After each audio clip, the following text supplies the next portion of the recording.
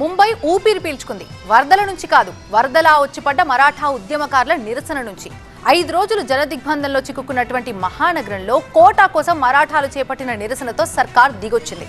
Hyderabad gazette అమలుకు అంగీకరించడంతో ఉద్యమ నేత మనోజ్ జరాంగే దీక్ష ముగిసింది.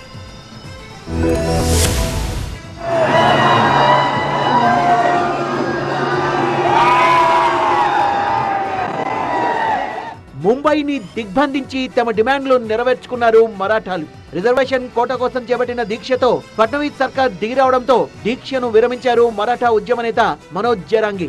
వేల మంది ఉప్పెనలా తరలి రావడంతో 5 రోజులుగా ముంబై జనసంద్రంగా మారింది. జనజీవనం స్తంభించే పరిస్థితి వచ్చింది. జరాంగే ఆమరణ దీక్ష కొనసాగితే పరిస్థితులు చేజారేలా ఉండడంతో మహాయుతి సర్కార్ వారి డిమాండ్లకు సానుకూలంగా స్పందించింది.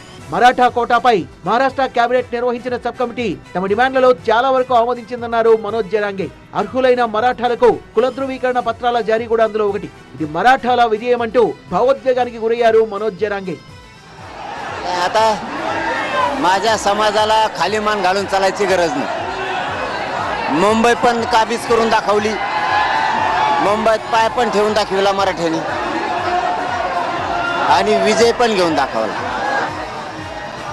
मराठवाडा पश्चिम महाराष्ट्र सोन्याचा दिवस आणि महाराष्ट्रासाठी समिती काम करायला लागले म्हणून महाराष्ट्रासाठी सोन्याचा दिवस.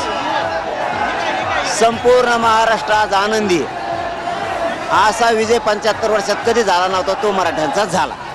మరాఠా కోటాపై ముంబై ఆజాద్ మైదాన్ వేదికగా ఆగస్టు 29న నిరసన దీక్షకు దిగారు మనోజ్ జరాంగే. నిరసన స్థలాన్ని ఖాళీ చేసేందుకు బుధవారం ఉదయం దాకా బాంబే హైకోర్టు సమయం ఇచ్చింది. మంత్రి రాధాకృష్ణ విఖే పాటిల్ నేతృత్వంలోని సబ్ కమిటీ మంగళవారం జరాంగేని కలిసింది. హైదరాబాద్ గెజిట్ ని అమలు చేయాలనే డిమాండ్ ని ఆమోదించింది.